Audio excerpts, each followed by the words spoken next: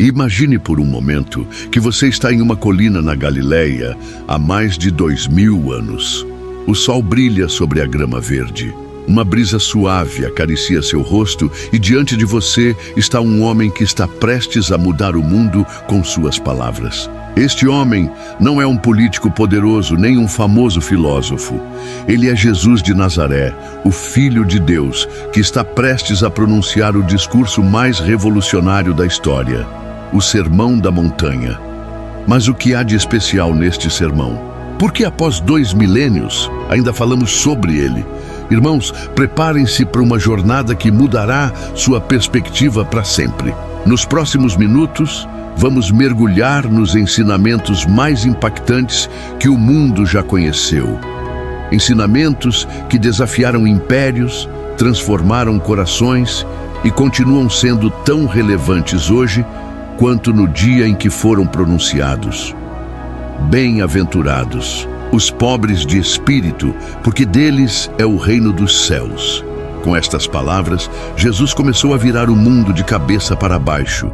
O que realmente significa ser pobre de espírito? A resposta vai surpreender você e fazer com que questione tudo o que acreditava saber sobre sucesso e felicidade.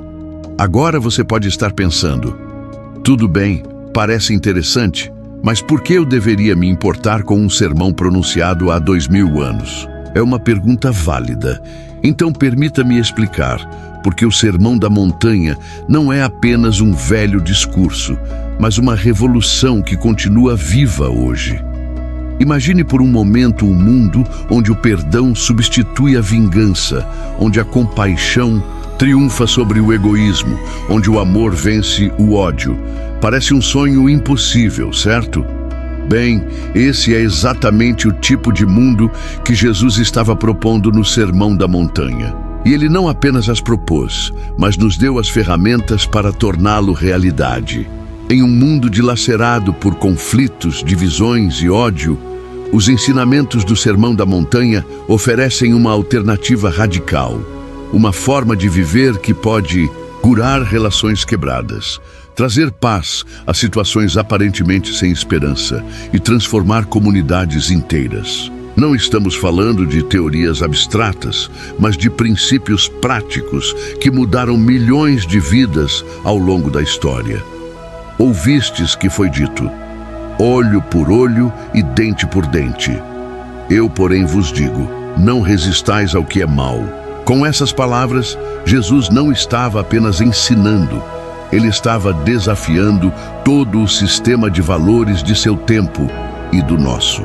Ele estava propondo uma forma completamente nova de nos relacionarmos uns com os outros e com o próprio Deus. Vamos mergulhar no coração do Sermão da Montanha. Tudo começa em Mateus, capítulo 5, versículos 1 e 2. Vendo Jesus as multidões, subiu ao monte e se assentou. Seus discípulos aproximaram-se dele e ele começou a ensiná-los. Imagine a cena: uma multidão diversa, ansiosa para ouvir, e Jesus sentado como um mestre, prestes a compartilhar verdades que abalaram o mundo. O sermão começa com as bem-aventuranças, uma série de declarações que começam com bem-aventurados ou felizes. Mas não se deixe enganar. Estas não são simples frases motivacionais. Elas são uma redefinição radical do que significa ser verdadeiramente abençoado ou feliz. Bem-aventurados os pobres de espírito, porque deles é o reino dos céus. Mateus, capítulo 5, versículo 3. Espera o quê? Pobres de espírito. Isso vai contra tudo o que o mundo nos diz sobre sucesso e felicidade.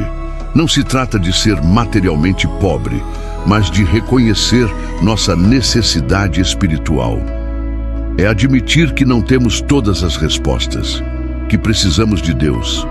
É o primeiro, o passo para experimentar o reino dos céus, não em um futuro distante, mas aqui e agora. Bem-aventurados os que choram, porque serão consolados.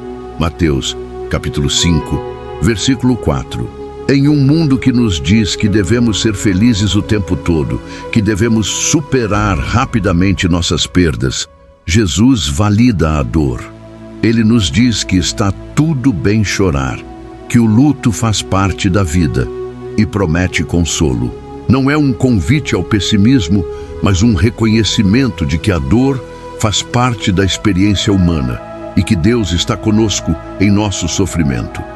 Bem-aventurados os mansos, porque herdarão a terra. Mateus, capítulo 5, versículo 5. Espere um momento. Os mansos herdarão a terra? Em um mundo que celebra os agressivos e os que se impõem, isso soa como uma loucura. Mas Jesus está desafiando diretamente a mentalidade do mais forte sobrevive. A mansidão não é fraqueza, meus irmãos, é força sob controle, é a capacidade de responder com amor, mesmo quando somos tratados com ódio. É ter o poder de revidar, mas escolher não fazer isso. É como um cavalo poderoso que foi domado. Toda aquela força e poder, mas sob controle. Bem-aventurados os que têm fome e sede de justiça, porque serão saciados. Mateus, capítulo 5, versículo 6. Jesus não está falando de um desejo casual de que as coisas melhorem. Ele está falando de um anseio profundo, como a fome e sede físicas. É um chamado à ação. Não basta desejar que as coisas mudem. Devemos trabalhar ativamente por um mundo mais justo. Bem-aventurados os misericordiosos, porque alcançarão misericórdia. Mateus, capítulo 5, versículo 7. Em um mundo que muitas vezes clama por vingança, que se deleita em ver os poderosos caírem, Jesus nos convida a escolher a compaixão. A misericórdia não é apenas um sentimento, é uma ação. É escolher perdoar quando temos todo o direito de guardar rancor. Bem-aventurados os puros de coração, porque verão a Deus. Mateus, capítulo 5, versículo 8. Isso vai além das aparências externas. Jesus está falando de integridade, de ser a mesma pessoa em público e em privado. É um chamado à autenticidade em um mundo de máscaras e pretensões. Avançando no Sermão da Montanha, chegamos a um dos ensinamentos mais desafiadores de Jesus. Ouvistes que foi dito, olho por olho e dente por dente. Eu, porém, vos digo, não resistais ao que é mal, mas se alguém te bater na face direita, oferece-lhe também a outra. Mateus, capítulo 5, versículos 38 e 39. Uau! Espera um momento. Jesus está dizendo que devemos ser fracos e deixar que as pessoas nos pisoteiem? Alguma coisa está errada aqui. O que Jesus está propondo aqui é nada menos que uma revolução nas relações humanas. Na cultura daquela época e na nossa, a vingança era e é a norma. Se alguém te faz mal, espera-se que retribua, olho por olho, dente por dente. Mas Jesus diz, parem aí, há uma maneira melhor. Oferecer a outra face não significa ser um capacho. Significa recusar-se a devolver o mal com o mal. Significa romper o ciclo de violência e vingança. É uma forma de dizer, seu ato de violência termina comigo, eu não o perpetuarei. Mas Jesus vai ainda mais longe. Ele diz, amai a vossos inimigos. Bendizei os que vos maldizem, fazei bem aos que vos odeiam e orai pelos que vos maltratam e vos perseguem. Mateus capítulo 5, versículo 44. Este é talvez o mandamento mais radical de todos. Vai contra cada instinto natural que temos. Amar nossos inimigos, abençoar os que nos amaldiçoam. Jesus está falando sério? Sim, Ele está. E Ele explica por que devemos fazer isso. Para que sejais filhos de vosso Pai que está nos céus, que faz nascer o seu sol sobre maus e bons e faz chover sobre justos e injustos. Mateus, capítulo 5, versículo 45. Agora, vamos adentrar em outra seção fascinante do Sermão da Montanha. Jesus aborda algo que todos fazemos, julgar os outros. Ele diz, não julgueis, para que não sejais julgados. Mateus capítulo 7, versículo 1. À primeira vista, isso pode parecer um convite a não ter padrões morais. Mas não é isso que Jesus está dizendo de forma alguma.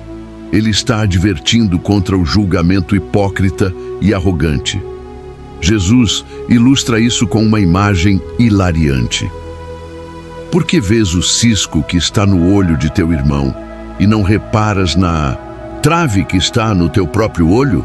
Mateus, capítulo 7, versículo 3. Imagine por um momento alguém com um enorme tronco saindo do olho, inclinando-se para tirar uma pequena lasca do olho de outra pessoa. É absurdo, e essa é exatamente a ideia. Jesus está usando o humor para fazer um ponto. Não se trata de nunca ver as falhas dos outros. Trata-se de começar examinando nossos próprios corações primeiro. Trata-se de abordar os outros com humildade e compaixão, não com uma atitude de superioridade moral. Jesus continua com um de seus ensinamentos mais conhecidos. Portanto, tudo o que quereis que os homens vos façam, fazei-o também vós a eles, porque esta é a lei e os profetas. Mateus, capítulo 7, versículo 12. Esta é a famosa regra de ouro, e é revolucionária em sua simplicidade. Não diz, não faça aos outros o que não quer que façam a você, o que é mais fácil, porque só exige que não façamos coisas ruins. Em vez disso, nos desafia a tomar a iniciativa de fazer o bem. É um convite à empatia ativa, a nos colocarmos no lugar do outro e perguntarmos, como eu gostaria de ser tratado nesta situação? E então agir de acordo. Avancemos agora para uma sessão do Sermão da Montanha que toca em um tema que todos enfrentamos: a ansiedade. Jesus diz, portanto vos digo, não andeis ansiosos quanto à vossa vida, pelo que haveis de comer, ou pelo que haveis de beber, nem quanto ao vosso corpo, pelo que haveis de vestir. Mateus, capítulo 6, versículo 25. Agora, antes que você pense que Jesus está promovendo a irresponsabilidade, permita-me explicar. Jesus não está dizendo que não devemos planejar ou trabalhar. Ele está abordando a ansiedade paralisante que pode consumir nossas vidas. Ele usa exemplos lindos da natureza para ilustrar seu ponto. Observai as aves do céu, que não semeiam, nem colhem, nem ajuntam em celeiros. Contudo, vosso Pai Celestial as alimenta. Não valeis vós muito mais do que elas? Mateus, capítulo 6, versículo 26. E depois, e quanto ao vestuário, por que andais ansiosos? Considerai os lírios do campo como crescem, não trabalham nem fiam. Contudo, eu vos digo que nem Salomão, em toda a sua glória, se vestiu como um deles. Mateus capítulo 6, versículos 28 e 29. Jesus não está promovendo a passividade. Ele está nos convidando a confiar em um Pai amoroso que se preocupa conosco ainda mais do que com as aves e as flores. Ele está desafiando nossa tendência a pensar que tudo depende de nós. E então vem o golpe mestre. Buscai primeiro o reino de Deus e a sua justiça, e todas estas coisas vos serão acrescentadas. Mateus, capítulo 6, versículo 33. Esta é uma mudança radical de prioridades. Jesus está nos dizendo, coloque Deus em primeiro lugar, busque a sua vontade, persiga a sua justiça e confie que Ele cuidará de suas necessidades. Agora, vamos mergulhar em uma das partes mais desafiadoras do Sermão da Montanha. Jesus aborda algo que todos nós enfrentamos diariamente: nossas prioridades e nossa relação com as coisas materiais. Ele diz, não acumuleis para vós tesouros na terra, onde a traça e a ferrugem destroem, e onde os ladrões arrombam e furtam. Mas acumulai para vós tesouros no céu, onde a traça e a ferrugem não destroem, e onde os ladrões não arrombam nem furtam. Mateus, capítulo 6, versículos 19 e 20. Uau! Isso é forte, não é? Jesus está mexendo com algo muito profundo aqui. Ele não está dizendo que é errado ter coisas. Ele está nos desafiando a pensar sobre o que realmente valorizamos, sobre onde estamos investindo nossa vida. Pense nisso por um momento. Quantas vezes nos pegamos correndo atrás da próxima coisa brilhante, o novo celular, o carro mais recente, a roupa da moda? E não há nada inerentemente errado com essas coisas. Mas Jesus está nos convidando a olhar além disso. Ele continua com uma frase que é como um soco no estômago. Pois onde estiver o teu tesouro, aí também estará o teu coração. Mateus, capítulo 6, versículo 21. Bum! Jesus está dizendo que o que valorizamos molda quem somos. Nossas prioridades não são apenas sobre o que fazemos, mas sobre quem nos tornamos. E então ele lança o desafio final.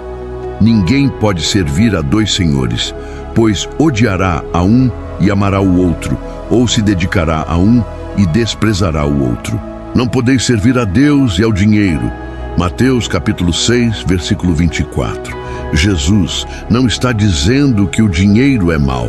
Ele está apontando que o amor ao dinheiro, a obsessão por coisas materiais, pode facilmente se tornar um senhor em nossas vidas.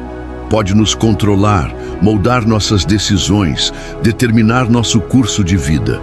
E quando isso acontece, não sobra espaço para Deus. Vamos agora para uma das partes mais famosas do Sermão da Montanha, a oração do Pai Nosso.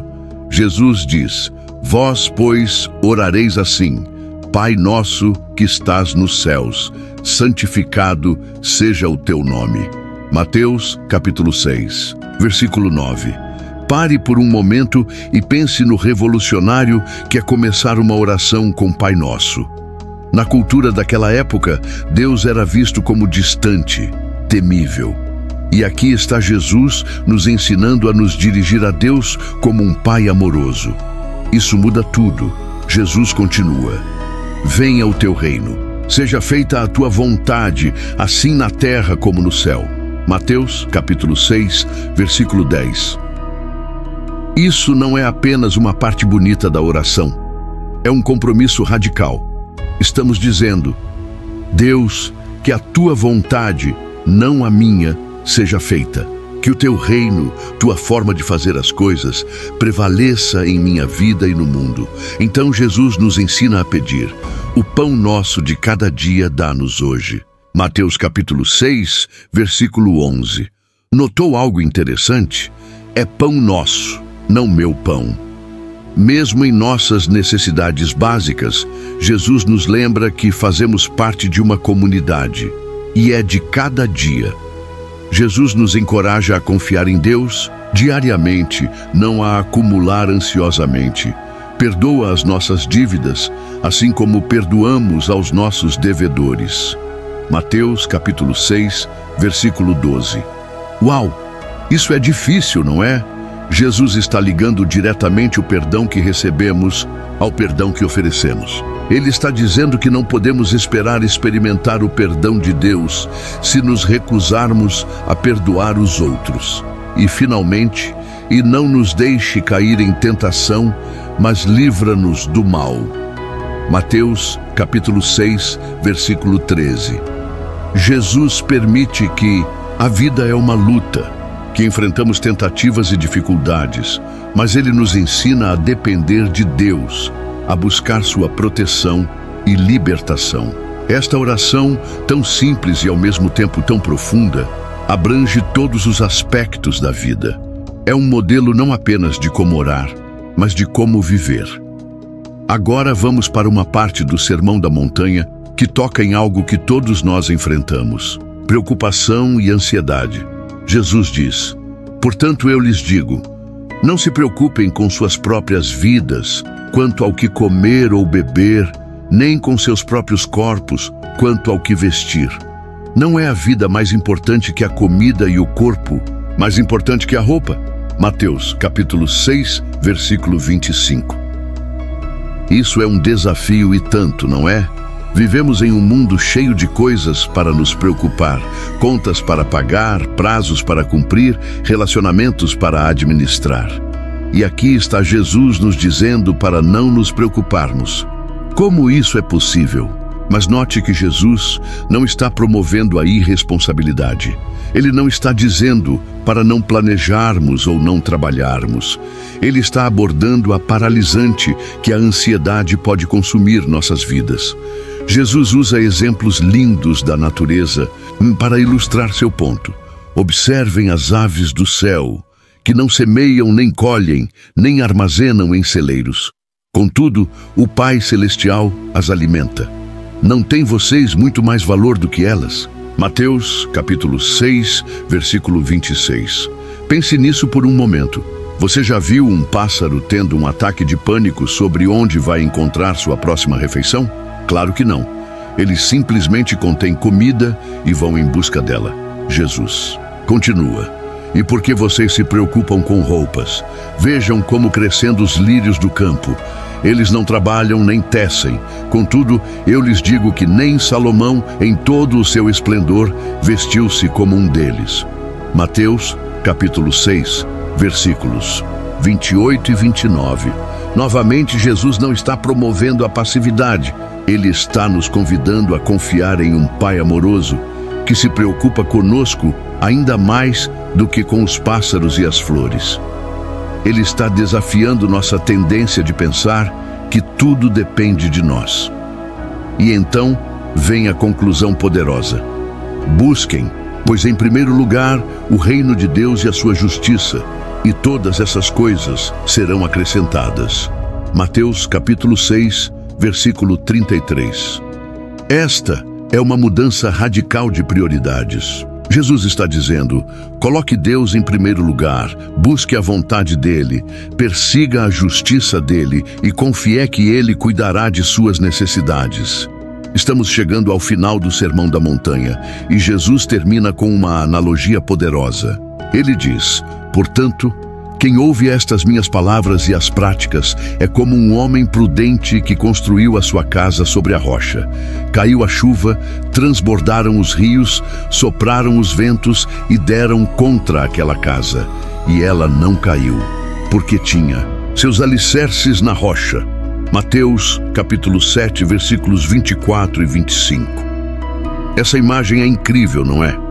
Jesus está comparando seus ensinamentos a uma base sólida. Ele está dizendo que viver de acordo com suas palavras nos dá estabilidade e força para enfrentar as tempestades da vida. Mas observe que Jesus não diz, quem ouve estas minhas palavras e concorda com elas, ou quem memoriza estas minhas palavras. Ele diz, quem ouve estas minhas palavras e as pratica. A ênfase está na ação, na aplicação prática desses ensinamentos em nossas vidas. Jesus continua com o contraste. Mas quem ouve estas minhas palavras e não as pratica é como um insensato que construiu a sua casa sobre a areia. Caiu a chuva, transbordaram os rios, sopraram os ventos e deram contra aquela casa, e ela caiu, e foi grande a sua queda. Mateus capítulo 7, versículos 26 e 27. A mensagem é clara. Não basta apenas ouvir ou conhecer os ensinamentos de Jesus. Precisamos vivê-los. Precisamos aplicá-los em nossas vidas diárias, em nossas decisões, em nossos relacionamentos. E note que tempestade, em ambos os casos, advém. Jesus não promete uma vida sem dificuldades para aqueles que seguem seus ensinamentos. A diferença está na capacidade de permanecer firme em meio às tempestades. Esta conclusão do Sermão da Montanha é um chamado à ação. É Jesus dizendo, não sejam apenas ouvintes, sejam praticantes, vivam essas verdades. Deixem que elas moldem quem vocês são e como vocês vivem. E assim terminamos nossa jornada pelo Sermão da Montanha. Começamos com as bem-aventuranças, que viraram de cabeça para baixo nossas noções de felicidade e sucesso. Exploramos os ensinamentos sobre perdão, amor aos inimigos, oração, julgamento, ansiedade e muito mais. Mas a pergunta que fica é: o que faremos com tudo isso? Como permitiremos que essas palavras transformem nossas vidas? Como construiremos nossas vidas sobre esta rocha sólida? O desafio está lançado. A escolha é nossa. Que não podemos apenas ouvir, mas praticar. Não apenas conheça, mas viva. Porque é aí que está o poder verdadeiramente transformador do Sermão da Montanha. Agora, vamos dar um passo atrás e olhar para o quadro geral.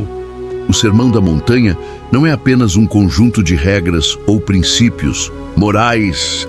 É um convite para uma forma completamente nova de vida. Jesus está nos chamando para uma revolução do coração. Pense sem contraste entre o que Jesus ensina e os valores do mundo ao nosso redor. O mundo diz: olho por olho. Jesus diz: ofereça a outra cara. O mundo diz: ame seus amigos e odeie seus inimigos.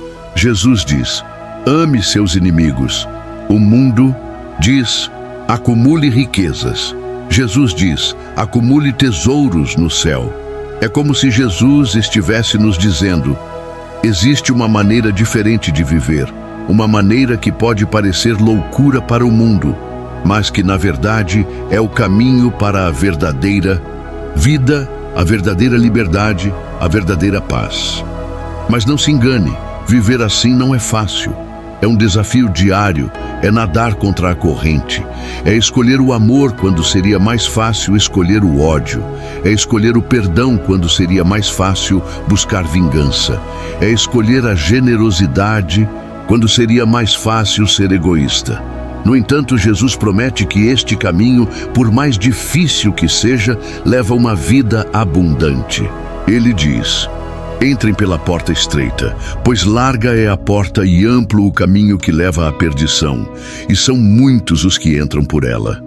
Como é estreita a porta e apertado o caminho que leva à vida, são poucos os que a encontram. Mateus, capítulo 7, versículos 13 e 14. Este é o coração do Sermão da Montanha, um chamado para uma vida diferente, uma vida transformada, uma vida que reflete o caráter de Deus. É um convite para sermos sal e luz em um mundo que muitas vezes parece insípido e escuro. Vamos agora nos aprofundar em como podemos aplicar esses ensinamentos em nossa vida cotidiana. Pegue, por exemplo, o ensinamento de Jesus sobre o amor aos inimigos. Ele diz: amem os seus inimigos e orem por aqueles que os perseguem. Mateus, capítulo 5, versículo 44. Isso é tão impossível, não é? Amar nossos inimigos, orar por aqueles que nos perseguem. Mas e se começássemos pequeno? E se na próxima vez que alguém nos irritar no trânsito, em vez de xingar ou fazer gestos rudes, faremos uma breve oração por essa pessoa? Senhor, abençoe esse motorista. Talvez ele esteja tendo um dia difícil, ou pense no local de trabalho. Talvez haja um colega que sempre parece estar tentando sabotar você. E se, em vez de retribuir na mesma moeda, você decidir fazer algo gentil por essa pessoa? Talvez ajude a oferecer um projeto, ou simplesmente cumprimentá-lo com um sorriso sincero. Jesus não está nos pedindo para aprovar o comportamento errado das pessoas. Ele está nos chamando para responder ao mal com o bem, para quebrar o ciclo de ódio e retaliação. E quanto ao ensinamento de Jesus sobre não julgar os outros, isso não significa que não possamos discernir entre o certo e o errado. Significa que devemos abordar os outros com humildade e compaixão, permitindo que todos nós tenhamos falhas. Na vez em que você se pegar julgando alguém duramente, na próxima vez, e pergunte a si mesmo: que situações podem ter levado essa pessoa a agir assim? Se eu estivesse na situação dela, como eu agiria? Essa simples mudança de perspectiva pode transformar nossa maneira de ver e tratar os outros. Agora, vamos falar sobre algo que todos nós enfrentamos: preocupação e ansiedade. Jesus diz: não se preocupe com o amanhã, pois o amanhã se preocupará consigo mesmo. Basta a cada dia o seu próprio mal. Mateus, capítulo 6, versículo 34. Isso não significa que não devemos planejar para o futuro. Significa que não devemos deixar que a ansiedade sobre o futuro nos roube a paz do presente. É um convite para viver um dia de cada vez, confiando que Deus cuidará de nós. Como podemos colocar isso na prática? Que tal começar cada dia com um momento de gratidão? Antes mesmo de sair da cama, agradeça por 3 coisas em sua vida. Isso ajuda a estabelecer um tom positivo para o dia e nos lembra das vitórias que já temos. Quando uma ansiedade bater, e ela vai bater, tente este exercício. Pare por um momento, respire fundo e pergunte a si mesmo: isso que estou preocupado é algo que posso controlar? Se for, faça um plano de ação. Se não for, entregue a Deus em oração. Lembre-se das palavras de Jesus. Observem as aves do céu, que não semeiam nem colhem, nem armazenam em celeiros. Contudo, o Pai Celestial as alimenta. Não têm vocês muito mais valor do que elas? Mateus, capítulo 6, versículo 26. Deixe que essa verdade afunde em seu coração. Você é valorizado, você é amado, você é cuidado. E quanto à oração? Jesus nos ensinou o Pai Nosso como um modelo. Que tal incorporar essa oração em sua rotina diária? Não apenas recitando as palavras, mas refletindo sobre cada frase.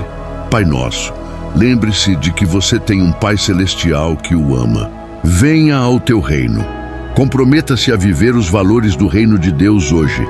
O pão nosso de cada dia, confia em Deus para suprir suas necessidades. Agora vamos falar sobre a tentação. Jesus aborda isso no Sermão da Montanha de uma maneira muito direta e francamente desconfortável. Ele diz: se o seu olho direito o fazer pecar, arranque-o e lance-o fora. Mateus, capítulo 5, versículo 29. Espera aí. Jesus está realmente nos contando para arrancar nossos olhos? Não, ele está usando um hipérbole, um exagero deliberado para enfatizar um ponto importante.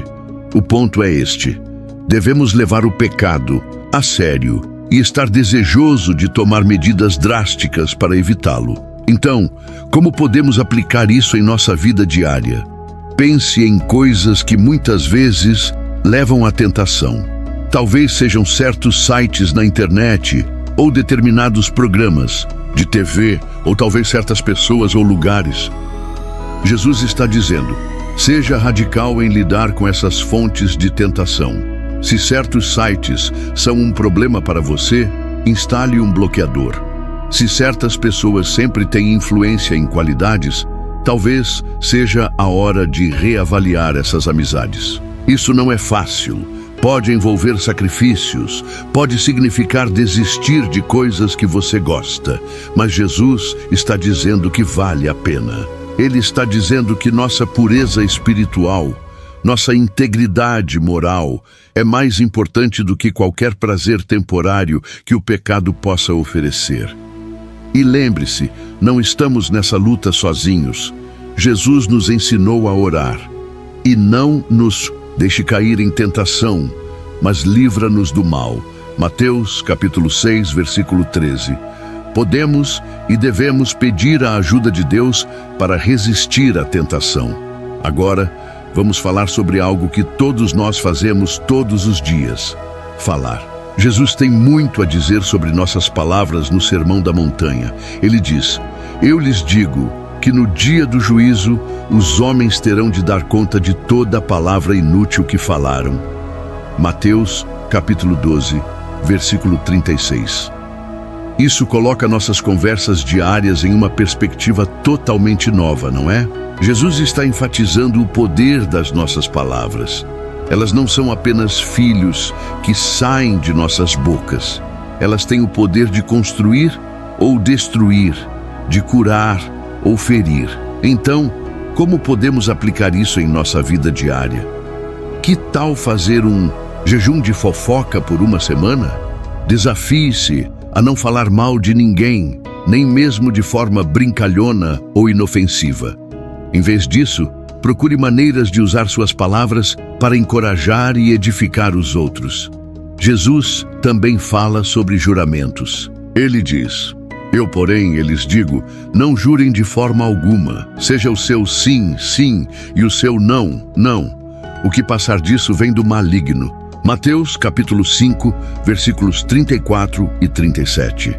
O ponto aqui não é tanto sobre juramentos formais, mas sobre integridade em nossas palavras. Jesus está dizendo: seja uma pessoa de palavra, que suas promessas e compromissos sejam tão confiáveis que você não precise reforçá-los com juramentos. Na prática, isso significa cumprir o que você diz que vai fazer. Significa ser honesto, mesmo quando é difícil. Significa admitir quando você está errado, em vez de tentar encobrir com mais palavras. Lembre-se, nossas palavras são um reflexo do nosso coração. Jesus diz: pois a boca fala do que está cheio o coração. Mateus, capítulo 12, versículo 34. Portanto, cultivar um coração cheio de amor, compaixão e verdade é a chave para uma comunicação que honra a Deus e abençoa os outros. Agora, vamos falar sobre algo que todos nós fazemos, mas que muitas vezes não pensamos muito a respeito: julgar os outros. Jesus tem palavras fortes sobre isso no Sermão da Montanha. Ele diz: não julguem, para que vocês não sejam julgados. Da mesma forma que julgarem, vocês serão julgados, e a medida que usarem também será usada para medir vocês. Mateus, capítulo 7, versículos 1 e 2. À primeira vista, pode parecer que Jesus está dizendo que nunca devemos fazer julgamentos morais. Mas não é isso. Ele está anunciando contra o julgamento hipócrita, contra a tendência que temos de ver os erros dos outros enquanto ignoramos os nossos próprios. Jesus ilustra isso com uma imagem vívida. Por que você repara no cisco que está no olho do seu irmão e não se dá conta da viga que está no seu próprio olho? Mateus capítulo 7, versículo 3. Imagine só uma pessoa com uma viga enorme saindo do olho, tentando tirar uma lasquinha minúscula do olho de outra pessoa. É absurdo, não é? E é exatamente esse o ponto de Jesus. Então, como podemos aplicar isso em nossa vida diária? Aqui estão algumas sugestões práticas. Praticar a autorreflexão. Antes de apontar os erros dos outros, examine seu próprio coração. Pergunte a si mesmo: estou cometendo o mesmo erro ou algo semelhante? Cultive uma empatia. Quando você for pegar julgando alguém, tente se colocar no lugar dessa pessoa. Que situações podem ter levado a esse comportamento? Lembre-se de sua própria necessidade de graça. Todos nós cometemos erros, todos nós precisamos de perdão. Deixe que essa consciência o torne mais compassivo com os outros. Quando por concordar alguém, faça isso com humildade e amor. O objetivo não é condenar, mas restaurar. Prática o que os psicólogos chamam de curiosidade compassiva. Em vez de julgar, pergunte-se: o que está acontecendo com essa pessoa? Como posso ajudar? Jesus não está dizendo que nunca devemos discernir entre o certo e o errado. Ele está nos esperando para abordar os outros e nós mesmos com humildade, compaixão e graça. Se você gostou do vídeo, deixe seu curtir e compartilhe este vídeo para mais pessoas. Que Deus te abençoe. Assim, ao refletirmos sobre o Sermão da Montanha, somos decifradas a viver de maneira que reflita o amor e a justiça de Deus em nossas vidas. Cada ensinamento de Jesus é um convite a uma transformação interior que se manifesta em ações externas. Ele nos chama de agentes de mudança em um mundo que muitas vezes parece perdido e confuso. Ao longo de nossa jornada, lembre-se de que não estamos sozinhos. Jesus prometeu que estaria conosco até o fim dos tempos. Ele nos deu o Espírito Santo como nosso consolador e guia para nos ajudar a viver de acordo com seus ensinamentos. Quando nos deparamos com desafios, quando a tentativa parece insuportável, quando a ansiedade nos consome, podemos clamar a Deus por ajuda e força. Ele é fiel e nos sustentará. E, finalmente, ao olharmos para o Sermão da Montanha, somos lembrados de que a verdadeira vida cristã não é apenas sobre seguir regras ou normas, mas sobre um relacionamento profundo e pessoal com Deus. É sobre permitir que o amor de Cristo nos transforme de dentro para fora, para que possamos amar os outros da mesma maneira que Ele nos ama. Portanto, ao sairmos daqui hoje, que podemos levar conosco a essência do Sermão da Montanha. Que possamos ser pobres de espírito, acompanhando nossa necessidade de Deus, que esperamos chorar e nos alegrar com os que choram e se alegram. Que podemos ser mansos e buscar a justiça, que possamos ser misericordiosos e puros de coração. Que possamos amar nossos inimigos e orar por aqueles que nos perseguem. Que possamos ser sal e luz neste mundo, refletindo a glória de Deus em tudo o que fazemos. E, acima de tudo, que devemos lembrar que a vida que Jesus nos oferece é uma vida abundante, cheia de propósito e significado. Ele nos chama a viver de maneira que glorifique a Deus e traga esperança ao mundo ao nosso redor. Que possamos ser fiéis a esse chamado, vivendo cada dia com a certeza de que estamos construindo nossas vidas sobre a rocha sólida que é Cristo. Que Deus nos abençoe e nos guie em nossa jornada. Amém.